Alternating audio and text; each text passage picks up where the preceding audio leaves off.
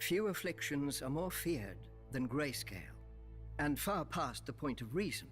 A legend calls it Prince Garin's curse, after an ancient eastern prince whom the Valyrians hung in a cage and forced to watch the immolation of his city and people.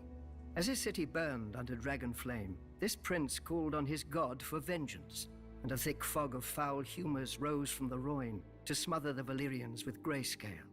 But if diseases could be called down by the vengeful, we'd have no health in the world. More likely the disease predates the Valyrians entirely, confined to some remote region of Essos, and only spread throughout the world once the Valyrians linked the continent with roads and dragons. The disease begins as a rash. The afflicted flesh stiffens, calcifies, and cracks, and assumes the disease's nominal hue.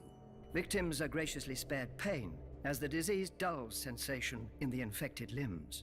But the disease is insidious, and slowly it creeps over the skin and into the organs. Once the infection reaches the brain, feral madness replaces humanity, and the transformation to a stone man is complete.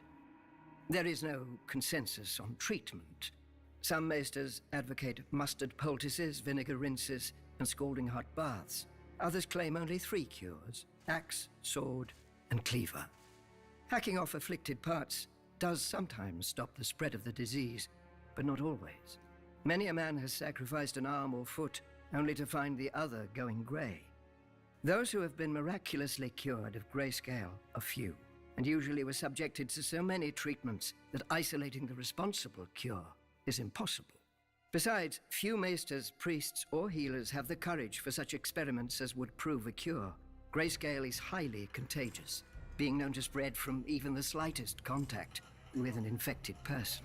Hence the current occupation of Valyria by the Stone Men, exiled from their homelands at the first sign of the disease. What they do there, with their final months or even years, for Greyscale is a slow killer. No one knows. No one wants to find out.